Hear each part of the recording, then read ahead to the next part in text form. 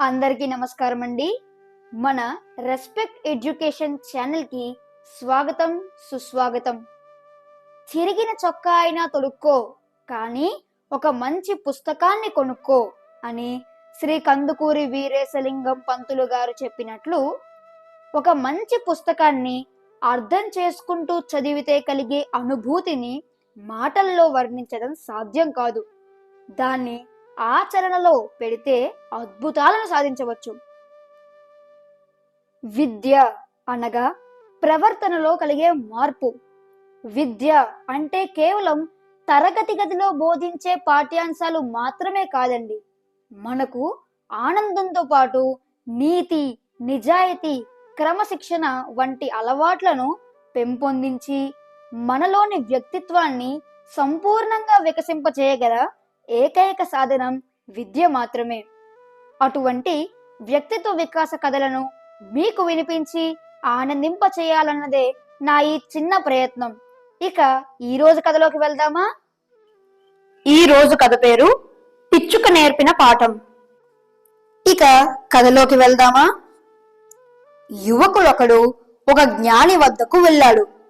అతడు జ్ఞానితో ఇలా చెప్పాడు: అయ్యా, ఈ ఊళ్ళో నాకు పని దొరకలేదు. ఇక్కడ నాకు ఆదాయానికి మార్గమేది లేదు. కాబట్టి నేను సుదూరంలో ఉన్న పెద్ద నగరానికి వెళ్ళి ఉద్యోగం చేసుకుంటాను. అందు నిమిత్తం నేడే నేను మన ఊరు నుండి బయలుదేరుతున్నాను. నేను వెళ్లే నగరంలో నాకు ఒక మంచి ఉద్యోగం లభించి అక్కడ నేను జీవితంలో స్థిరపడాలని నన్ను ఆశీర్వదించండి.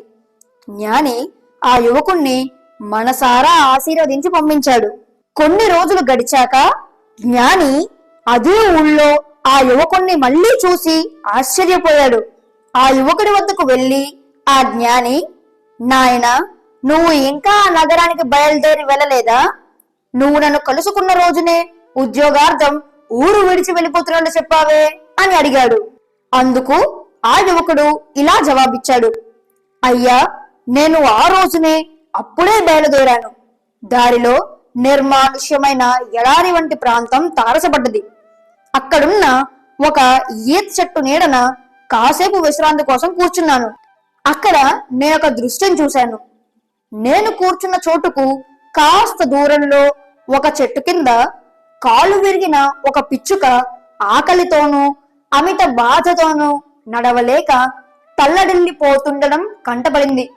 దాన్ని చూసి నేను, ఈ పిచ్చుక దానంతటా అదే ఎగిరి వెళ్లి ఆహారం వెతుక్కోవడానికి దారి లేదే, ఇది ఎలా బతకగలదు అని ఆలోచిస్తూ ఉండిపోయాను. ఇలా నా ఆలోచనలు కొనసాగుతుండగా ఎక్కడి నుంచో మరో పిచ్చుక వచ్చింది. అది తన నోటితో ఆహారం తెచ్చి కాలు విరిగిన పిచ్చుక నోట్లో పెట్టి తినిపించింది. అది చూసి నేను, ఆహా, కాలు విరిగిన ఈ పిచ్చుకకు కూడా ఆహారం లభించడానికి భగవంతుడు ఒక ఏర్పాటు చేసి ఉంచాడే. అలాంటప్పుడు మనిషినైన నేను జీవించడానికి భగవంతుడు నాకొక ఏర్పాటు చేయకుండా ఉంటాడా అని అనుకుని పయనం రద్దు చేసుకుని మన ఊరికే తిరిగి వచ్చేశాను. అంతా విన్న ఆ జ్ఞాని, నాయనా, నువ్వు ఎందుకు ఆ కాలు విరిగిన పిచ్చుకలా ఉండాలని ఆశిస్తున్నావు? తన శ్రమతో తన ఆహారాన్ని సముపార్జించుకొని మరో పిచ్చుకకు కూడా ఆహారం తీసుకువచ్చిన ఔదార్యం గల ఆ రెండో పిచ్చుకగా ఉండాలని నువ్వెందుకు ఆశించడం లేదు అని ప్రశ్నించాడు. ఈ కథలోని నీతి: ఇతరుల శ్రమతో జీవించాలి అని అనుకోవడం హీనాతి హీనం. తన స్వకీయ శ్రమతో జీవిస్తూ ఇతరులకు కూడా సహాయపడాలని ఆశించాలి మరియు ఆకాంక్షించాలి. అప్పుడే మనిషి జీవితానికి సార్థకత చేకూరుతుంది. ఓకే ఫ్రెండ్స్, మరో మంచి కథతో మళ్ళీ కలుద్దాం. అంతవరకు సెలవు.